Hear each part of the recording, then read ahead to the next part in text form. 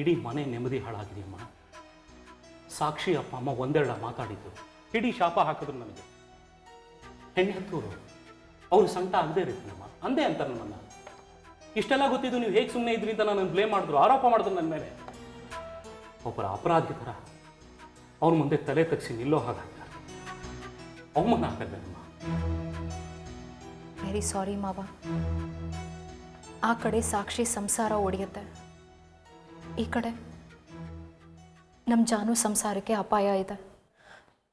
ಅನಿರುದ್ಧ್ ಮಾಡಿರೋ ಒಂದು ತಪ್ಪಿಗೆ ಎಷ್ಟೆಲ್ಲ ಬೆಲೆ ತೆರಬೇಕಾಗಿದೆ ನೋಡಿ. ಕುಸು, ದುರಹಂಕಾರ ಹೆಚ್ಚಾದಾಗ ಹೀಗೆಲ್ಲ ಆಗುತ್ತೆ. ಬಡ್ಕೊಂಡೆ ನಾನು ಅವನಿಗೆ.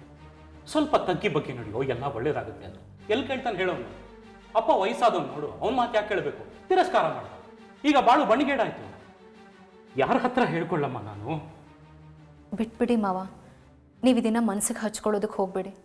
ಮೊದಲೇ ನಿಮ್ಮ ಆರೋಗ್ಯ ಸರಿ ಇಲ್ಲ. ಬಿಡು ಮಗು, ನನ್ನ ಆರೋಗ್ಯ ಕಟ್ಕೊಂಡು ಯಾರಿಗೆ ಏನಾಗಬೇಕಾಗಿದೆ? ಮಾವ, ಈ ಮನೆ ಹಿರಿಯರು ನೀವು, ಈ ಮನೆ ಆಧಾರ ನೀವು. ಇಂಥ ಸಂದರ್ಭದಲ್ಲಿ ನೀವೇ ತಾಳ್ಮೆ ಕಳ್ಕೊಂಡ್ರೆ ಜಾನುಗ್ ಧೈರ್ಯ ಹೇಳೋದು ಯಾರು? ಇಲ್ಲ ಅಕ್ಕ, ಅನಿರುದ್ಧ್ ಯೋಗ್ಯತೆನೇ ಇಷ್ಟು ಅಂತ ನನಗನ್ನಿಸ್ತಾ ಇದೆ.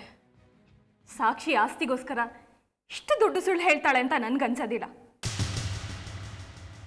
ನಿಮ್ಗೇನನ್ಸತ್ತಕ್ಕ? ಜಾನು, ನಿನ್ನ ಊಹೆ ನಿಜ ಇರ್ಬೋದು.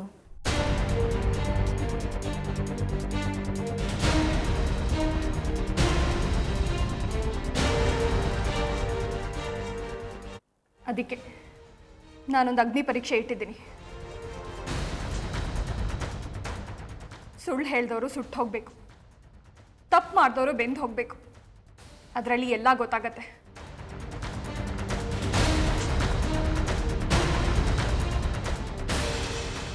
ಏನು ಅಗ್ನಿ ಪರೀಕ್ಷೆ ಅದು ಇದು ಅಂತೆಲ್ಲ ಮಾತಾಡ್ತಿದ್ರಿ? ಏನಾಯಿತು? ಏನಿಲ್ಲ ಅತ್ತೆ, ಹೀಗೆ. ತೇಜು, ನೀನು ಯಾವಾಗಮ್ಮ ಬಂದೆ? ಬರ್ತೀರಾ ಅಂತ ಒಂದು ಕಾಲು ಮಾಡಲಿಲ್ಲ? ಬಂದು ಸ್ವಲ್ಪ ಹೊತ್ತಾಯಿತು ಅಷ್ಟೇ. ಅದೇ ಹೇಗಿದೆಯಪ್ಪ? ಚೆನ್ನಾಗಿದ್ದೀನಮ್ಮ. ಬ್ರದರ್, ಚೆನ್ನಾಗಿದೆ ಟ್ರಿಪ್ಪು? ಚೆನ್ನಾಗಿತ್ತು ಅನಿ.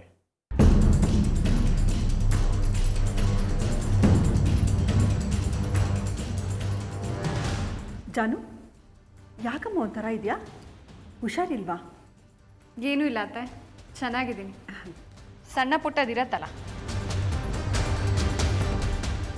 ಅಯ್ಯೋ, ಅದಕ್ಕೆಲ್ಲ ಯಾಕಮ್ಮ ತಲೆ ಕೆಡಿಸ್ಕೋತೀಯಾ? ತಿಂಡಿ ತಿಂದ್ಯಾ? ಇನ್ನೂ ಇಲ್ಲ. ಅಲ್ಲಮ್ಮ, ತಿನ್ನಬೇಕಾಗಿತ್ತು. ಓ, ನಾವೆಲ್ಲ ಬರಲಿ ಅಂತ ಹೇಳಿ ಕಾಯ್ತಿದ್ಯಾ? ಅದು ನಂಗೊಂದು ಸ್ವಲ್ಪ ಹೊರಗಡೆ ಕೆಲಸ ಇತ್ತು, ಅದಕ್ಕೆ ನೀನು ಜೊತೆನಲ್ಲಿ ಕರ್ಕೊಂಡು ಹೋದೆ ಅಷ್ಟೇ.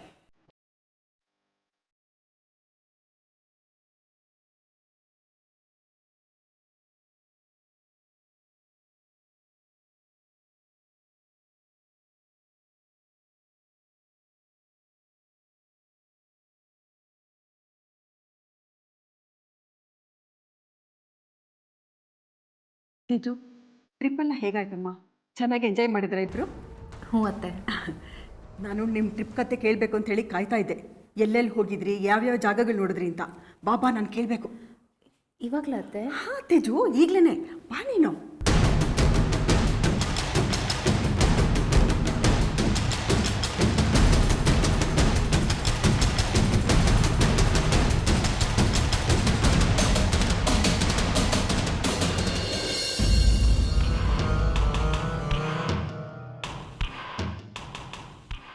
ಮತ್ತೆ ಏನೇನು ನೋಡಿದ್ರಿ? ತುಂಬ ಜಾಗಗಳನ್ನು ನೋಡಿದ್ವಿ ಅತ್ತೆ. ಒಟ್ಟಿನಲ್ಲಿ ಟ್ರಿಪ್ ತುಂಬ ಚೆನ್ನಾಗಿತ್ತು. ಮತ್ತೆ ಇನ್ನೇನು ವಿಷಯ? ಇನ್ನೇನು ವಿಷಯ ಇರೋದಕ್ಕೆ ಸಾಧ್ಯ ಅತ್ತೆ?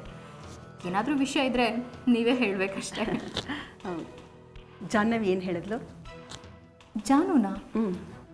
ಏನಿಲ್ಲ ಅತ್ತೆ. ಅಲ್ಲ, ನಿನ್ನ ಹತ್ರ ಏನಾದರೂ ಹೇಳಿದ್ಲಾ ಅಂತ ಕೇಳಿದೆ. ಇಲ್ಲ, ಏನಾದರೂ ಹೇಳಬೇಕಾಗಿತ್ತಾ? ಇಲ್ಲ ತೇಜು, ಸುಮ್ಮನೆ ಕೇಳಿದೆ, ಏನಾದರೂ ಹೇಳಿದ್ಲಾ ಅಂತ ಅಷ್ಟೇ. ಏನೂ ಇಲ್ಲ ಅತ್ತೆ. ನೀವ್ಯಾಕೆ ಒಂಥರ ಮಾತಾಡ್ತಾ ಇದ್ದೀರಾ? ಏನು ವಿಷಯ? ತೇಜು, ನೀನೇನಾದರೂ ನಮ್ಮನ್ನ ನೋಡಿದೀಯಾ? ನಿಮ್ಮನ್ನ? ಹಾಂ. ಎಲ್ಲತ್ತೆ? ಅದು ದಾರಿನಲ್ಲಿ ಬರಬೇಕಾದ್ರೆ ನೀನೇನಾದರೂ ನಮ್ಮನ್ನ ನೋಡಿದೀಯಾ ಅಂತ ಕೇಳಿದೆ. ಇಲ್ವಲ್ಲ, ನಿಮ್ಮನ್ನು ನೋಡಲಿಲ್ಲ. ಯಾಕೆ, ಏನಾಯಿತು? ಅದು ನಾನು ಒಬ್ಬರನ್ನ ಮೀಟ್ ಮಾಡಿ ಮಾತಾಡ್ತಾ ಇದ್ದೆ. ಆವಾಗ ನಿಮ್ಮ ಕಾರ್ ಪಾಸ್ ಆಗಿದ್ದು ನೋಡಿದೆ. ಅದಕ್ಕೆ ಏನಾದರೂ ನೋಡಿದೇನೋ ಅಂತ ಕೇಳಿದೆ. ಇಲ್ಲ ಅತ್ತೆ, ನಾನು ನೋಡಲಿಲ್ಲ. ಯಾರನ್ನು ಮೀಟ್ ಮಾಡೋಕ್ಕೆ ಹೋಗಿದ್ರಿ? ಅದು ತೇಜು, ಪ್ಲೀಸ್ ಈ ವಿಷಯ ನಿನ್ನಲ್ಲೇ ಇರಲಿ. ನಾನು ಪ್ರೇಮ್, ಅದೇ ಸಾಕ್ಷಿ ಗಂಡ, ಅವನನ್ನು ಮೀಟ್ ಮಾಡೋಕ್ಕೆ ಹೋಗಿದ್ದೆ. ಸಾಕ್ಷಿ ಗಂಡ ಪ್ರೇಮ್ನ? ನನಗೆ ಅರ್ಥ ಆಗ್ತಿಲ್ಲ. ಅಲ್ಲ ಅತ್ತೆ, ನೀವ್ಯಾಕೆ ಅವನನ್ನು ಮೀಟ್ ಮಾಡೋಕ್ಕೆ ಹೋಗಿದ್ರಿ? ಏನಮ್ಮ ಮಾಡೋದು ತೇಜು, ಎಲ್ಲ ನಮ್ಮ ಹಣೆ ಬರ. ಅದು ಪ್ರೇಮ್ನ ಮೀಟ್ ಮಾಡಿ ಮಾತಾಡ್ತಾ ಇದ್ದೆ. ಆಗ ನಿಮ್ಮ ಕಾರ್ ಪಾಸಾಗಿದ್ದು ನೋಡಿದೆ. ಅದಕ್ಕೆ ಕೇಳಿದೆ, ನೀನೇನಾದರೂ ನಮ್ಮನ್ನ ನೋಡಿದ್ಯಾ ಅಂತ ಅಷ್ಟೆ. ಇಲ್ಲ ಅತ್ತೆ. ಗುಡ್. ನಿನ್ನ ಕಣ್ಣಿಗೆ ಬಿದ್ದಿಲ್ಲ ಅನ್ನೋದೇ ಇರಲಿ. ಹಾಗೆ ತೇಜು, ಇವಾಗ ನಾನು ಮಾತಾಡೋದನ್ನು ಕೇಳಿಬಿಟ್ಟು ಇಲ್ಲೇ ಮರೆತುಬಿಡು, ಸರಿನಾ? ವಿಷಯ ಏನತ್ತೆ? ವಿಷಯ ಅಂತ ಏನಿಲ್ಲ ತೇಜು. ಮನೆಯಲ್ಲಿ ಕೆಲವು ಅವಘಡಗಳಾಯಿತು. ಸಾಕ್ಷಿ ತಂದೆ ತಾಯಿ ಬಂದಿದ್ದರು. ಹೌದಾ? ಈ ಅನಿರುದ್ಧ ಮಾಡೋ ಕೆಲಸಕ್ಕೆ ನಾವುಗಳು ತಲೆ ತಗ್ಸೋ ಹಾಗಾಯಿತು. ಸಾಕ್ಷಿ ಹೊಟ್ಟೆನಲ್ಲಿರೋದು ಅನಿರುದ್ಧ ಮಗು ಅಂತೆ. ಹೌದಾ ಅತ್ತೆ? ಅದೊಂದು ದೊಡ್ಡ ತಲೆನೋವಾಗಿದೆ ಅಮ್ಮ ಇವಾಗ. ಅಯ್ಯೋ ದೇವ್ರೆ, ಆಮೇಲೆ? ನಂದಲ್ಲ ಅಂತ ಅನಿ, ಅವಂದೇ ಅಂತ ಸಾಕ್ಷಿ. ಇವರಿಬ್ಬರ ಮಧ್ಯದಲ್ಲಿ ನಾವು ಸ್ಯಾಂಡ್ವಿಚ್ ಆಗಿದ್ದೀವಿ. ಇದೆಲ್ಲ ಸಾಲದು ಅಂತ ಜಾನು ಬೇರೆ ಒಂದು ದೊಡ್ಡ ಅಯೋಗ್ಯ ಕೆಲಸ ಮಾಡಕ್ಕೆ ಹೊರಟಿದ್ದಾಳೆ. ಏನು? ಏನೋ DNA ಟೆಸ್ಟ್ ಅಂತೆ. ಮಗು ಹೊಟ್ಟೆನಲ್ಲಿದೆ ಅಂತಂದ್ರೂ ಕೇಳ್ತಾ ಇಲ್ಲ. ಇವಾಗ ಅದಕ್ಕೆಲ್ಲ ಫೆಸಿಲಿಟೀಸ್ ಇದೆ. ದುಡ್ಡು ಹಾಳಾದರೂ ಪರವಾಗಿಲ್ಲ, ಮಗು ನನ್ನ ಗಂಡಂದು ಹೌದು ಅಲ್ವೋ ಅಂತ ಪ್ರೂವ್ ಆಗಬೇಕು. ಟೆಸ್ಟು ನಡೀಲೇಬೇಕು ಅಂತ ನಾಳೆ ಟೆಸ್ಟ್ಗೆ ಡೇಟ್ ತೊಗೊಂಡು ಬಂದಿದ್ದಾಳಮ್ಮ. ಹೌದಾ? ಹೌದು ತೇಜು, ಇವಾಗ ಇದೇ ದೊಡ್ಡ ಹೆಡೇಕಾಗಿ ಕೂತಿದೆ. ಅಲ್ಲಮ್ಮ, ಈ ಥರ ಹೊರಗಡೆ ಹೋಗಿ ಟೆಸ್ಟ್ ಮಾಡಿಸಿದ್ರೆ ಮನೆ ಮರ್ಯಾದೆ ಹೋಗಲ್ವೇನಮ್ಮ? ಖಂಡಿತ ಅತ್ತೆ. ಜನಗಳು ಬಾಯಿಗೆ ಬಿದ್ದರೆ ಸುಮ್ಮನೆ ಬಿಡ್ತಾರಾ? ಅದಕ್ಕೆಮ್ಮ ಇದನ್ನಲ್ಲೇ ಹಶಪ್ ಮಾಡೋಣ ಅಂತ ಡ್ರಾಮಾ ಮಾಡ್ತಾ ಇದ್ದೀನಿ. ಅದಕ್ಕೆ ಪ್ರೇಮ್ನ ಕರೆದು ಮಾತಾಡಿದ್ದು. ಮರ್ಯಾದೆ ಉಳಿಸ್ಕೊಳ್ಬೇಕಲ್ಲಮ್ಮ. ಅದು ಸರಿನೇ. ಜಾನು ಬೇರೆ ಚೆಂಡೆ ಹಿಡ್ಕೊಂಡು ಕೂತಿದ್ದಾಳೆ ತೇಜು. ಇನ್ನೇನಾದರೂ ಅನಾಹುತಗಳಾಗೋದು ಬೇಡ ಅಂತ ಪ್ರೇಮ್ನ ಕರೆದು ಮಾತಾಡಿಸಿದ್ದು. ಮರ್ಯಾದೆ ಉಳಿಬೇಕಲ್ಲಮ್ಮ. ತೇಜು, ಈಗ ಈ ಜವಾಬ್ದಾರಿ ನಿನ್ನ ಮೇಲೂ ಇದೆ. ಖಂಡಿತ ಅತ್ತೆ. ತೇಜು, ಈ ವಿಷಯನ ಯಾವುದೇ ಕಾರಣಕ್ಕೂ ಜಾನುಗೆ ಹೇಳಕ್ಕೆ ಹೋಗಬೇಡ. ನಿನಗೇನು ಗೊತ್ತೇ ಇಲ್ಲ ಅನ್ನೋ ಹಾಗಿದ್ಬಿಡು. ನಾವು ಪ್ರೇಮ್ನ ಮೀಟ್ ಮಾಡಿದ್ದಾಗಲಿ ಅಥವಾ ನೆಗೋಷಿಯೇಟ್ ಮಾಡೋಕ್ಕಾಗಲಿ ಹೋಗಿದ್ದು ಅವಳಿಗೆ ಗೊತ್ತಾಗಬಾರ್ದು. ವಿಷಯ ತುಂಬ ಸೀಕ್ರೆಟ್ ಆಗಿರಬೇಕು. ಆಯಿತು ಅತ್ತೆ. ಜಾನು ಮನಸ್ಸು ತುಂಬ ಸೂಕ್ಷ್ಮ. ಅವಳ ಗಮನಕ್ಕೆ ಈ ವಿಷಯ ಯಾವುದು ಬರದೇ ಇರೋ ಥರ ನೋಡ್ಕೊ. ಪೇರೆಂಟಲ್ ಟೆಸ್ಟು ನಿಲ್ಲಬೇಕು ಅನ್ನೋದೇ ನಮ್ಮ ಒದ್ದಾಟ. ಈ ವಿಷಯ ಗುಟ್ಟಾಗಿರಲಿ. ಸ್ವಲ್ಪ ಅರ್ಥ ಮಾಡ್ಕೋ ತೇಜು. ಸರಿ ಅತ್ತೆ. ತೇಜು, ನಾವು ಈ ವಿಷಯದ ಬಗ್ಗೆ ಏನು ಮಾತಾಡಿಲ್ಲ ಅನ್ನೋ ರೀತಿ ಇದ್ಬಿಡಮ್ಮ. ಥ್ಯಾಂಕ್ಸ್ ಅಮ್ಮ ತೇಜು. ಬಾ ಹೋಗೋಣ.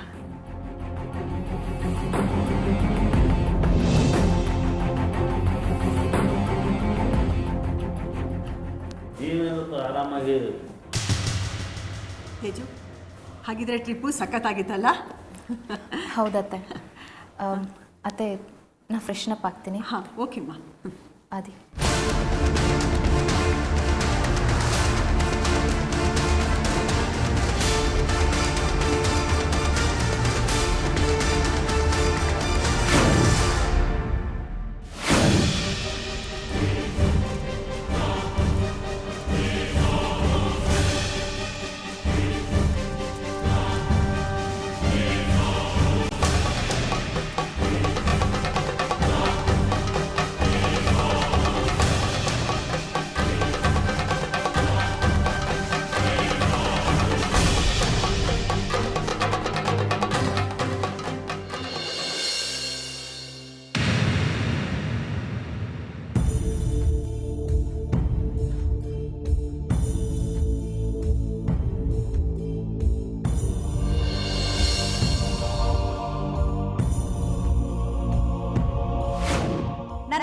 ಮಾತ್ರಕ್ಕೆ ನನ್ನ ಎಲ್ಲಾ ನಿರ್ಧಾರಗಳನ್ನು ಪ್ರಶ್ನಿಸಬಹುದು ಅನ್ಕೋಬೇಡಿ ಪ್ರೇಮ್.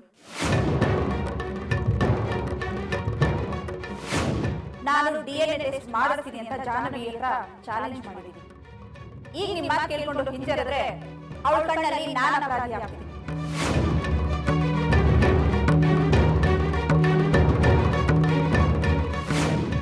ಯಾರೇನು ಹೇಳಿದ್ರು ನನ್ನ ನಿರ್ಧಾರನ ಬದಲಾಯಿಸೋದಕ್ಕೆ ಚಾನ್ಸೇ ಇಲ್ಲ.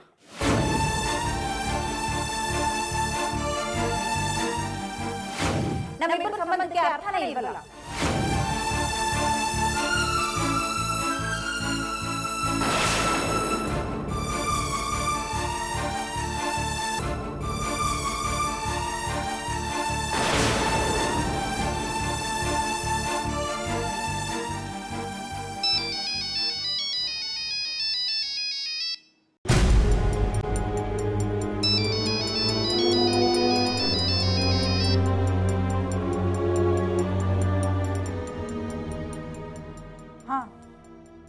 ನಿಮ್ಮ ಮೆಸೇಜ್ ನೋಡಿದೆ ನಾನು.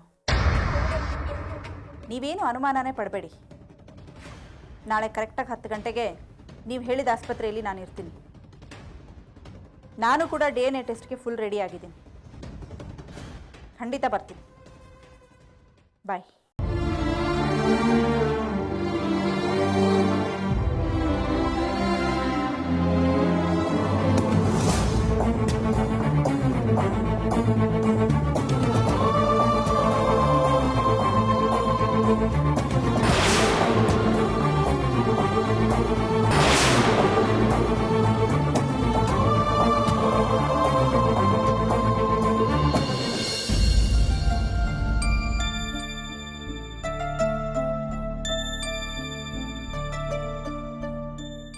Good morning Swathi. ಹಾಯ್ ಅಪ್ಪ, ಗುಡ್ ಮಾರ್ನಿಂಗ್. ಜಯಶ್ರೀ, ಕಾಫಿ ರೆಡಿನಾ? ಏನು ಯಜಮಾನ್ರು ವಾಕಿಂಗಿಗೆ ರೆಡಿಯಾಗಿ ಬಂದ್ಬಿಟ್ಟಿದ್ದೀರಾ? Coffee ready. ನೀನು ಬರ್ತೀಯೇನು ವಾಕಿಂಗು? ನಿಮ್ಮ ಮಾವ ಬಂದು ಮಾಡ್ತಾರ ಕೆಲಸನ? ಪ್ರೇಮ್ ಜೊತೆ ಹೋಗಿ ಬನ್ನಿ. ಎಲ್ಲಿ ಪ್ರೇಮ್ ಬಂದಿಲ್ವಾ ಕಾಫಿಗೆ? ಅರೆ, ಇನ್ನೂ ಎದ್ದಿಲ್ಲ ಅಂತ ಕಾಣುತ್ತೆ. ಅವನು ಎದ್ದಿದ್ರೆ ಅವನು ಡಿಕಾಕ್ಷನ್ ಹಾಕಿಟ್ಟಿರ್ತಿದ್ದ. ಹೌದಲ್ಲ. ಹಾಂ ಬಂದ್ಲಲ್ಲ ಇವಳು, ಕೇಳಿ ಅವಳನ್ನೇ. ಸಾಕ್ಷಿ, ಪ್ರೇಮ್ ಇಲ್ಲಿ ಹುಷಾರಾಗಿದ್ದಾನಾ? ಅಯ್ಯೋ ಅಪ್ಪ, ಅವ್ರು ನಿಮ್ಮ ಜೊತೆ ವಾಕಿಂಗ್ ಹೋಗಿದ್ದಾರೆ ಅಂದ್ಕೊಂಡಿದ್ದೆ. ಏನಂತಿದೀಯೇ? ಹೌದಮ್ಮ, ಪ್ರೇಮ್ ರೂಮಲ್ಲಿ ಇಲ್ಲ. ಅಯ್ಯೋ ರಾಮ, ಕಾಫಿಗೂ ಬಂದಿಲ್ವಲ್ಲ ಮತ್ತೆ? ಎಲ್ಲಿ ಹೋಗಿರ್ತಾನೆ ಬಿಡು ಜಯಶ್ರೀ, ಗಾರ್ಡನಲ್ಲಿ ಇರ್ಬೋದು ಅವನು. ಅಯ್ಯೋ ಇಲ್ಲ ಅಪ್ಪ, ನಾನು ಈಗ ತಾನೇ ಹೊರಗೋಗಿ ಪೇಪರ್ ತರಲಿಲ್ವಾ? ಪ್ರೇಮಲ್ಲಿ ಎಲ್ಲೂ ಇಲ್ಲ. ಎಲ್ಲಿಗೆ ಹೊಟ್ಟೋದ ಮತ್ತವನು? ಹಾಂ, ರಾತ್ರಿ ಅವನು ತುಂಬ ಹೊತ್ತು ಒಬ್ಬನೇ ಕೂತಿದ್ದಪ್ಪ ಹಾಲಲ್ಲಿ.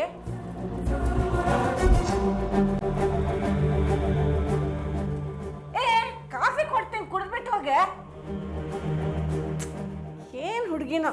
ಅಮ್ಮ, ನೀನು ಮೊದಲು ನನಗೆ ಕೊಡು, ಸ್ಪೆಷಲ್ ಕ್ಲಾಸ್ ಇದೆ ನನಗಿವತ್ತು. ನಿಂದು ಯಾವಾಗಲೂ ಇದ್ದಿದ್ದೆ ಕಣೆ ಗೋಳು.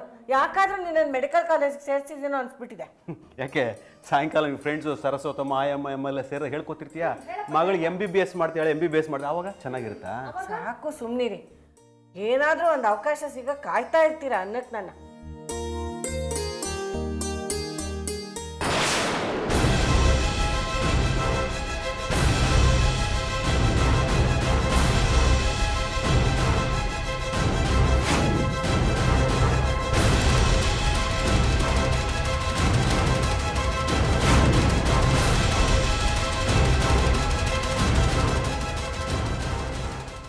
ಸಾಕ್ಷಿ, ನನ್ನ ಮಾತು ಮೀರಿ ನೀನು ನಿರ್ಧಾರ ತೊಗೊಂಡ್ಮೇಲೆ ನನಗೆ ಯಾಕೋ ಇಲ್ಲಿರಬೇಕು ಅಂತ ಅನಿಸ್ತಾ ಇಲ್ಲ.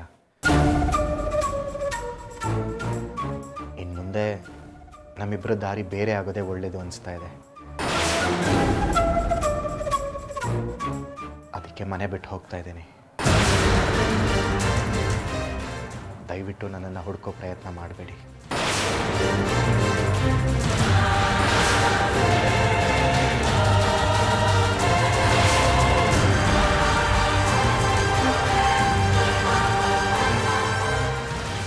ಹಾಗಾದರೆ ನಾನು ತುಂಬ ಸೀರಿಯಸ್ ಆಗಿ ಡಿಸಿಷನ್ ತಗೋಬೇಕಾಗತ್ತೆ.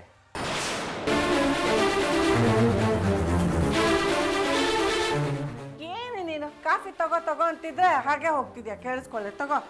ಸಾಕ್ಷಿ, ಪ್ರೇಮ್ ಮೊಬೈಲ್ಗೆ ಫೋನ್ ಮಾಡಮ್ಮ, ವಾಕಿಂಗ್ ಬರ್ತಾನೆ ಕೇಳಿ. ನೀವು ಸೋಮಾರಿ ಅಂತಂದ್ರೆ ಅವನಾಗಲೇ ಎದ್ದು ವಾಕಿಂಗ್ ಹೋಗಾಯ್ತೇನೋ. ಏನೇದು ಮುಚ್ಚಿಟ್ಕೊತಾ ಇದೀಯಾ? ಏನಿಲ್ಲಮ್ಮ, ಪ್ರೇಮ್ ಊರಿಗೆ ಹೋಗಿದಾರಂತೆ. ಊರ್ಗ?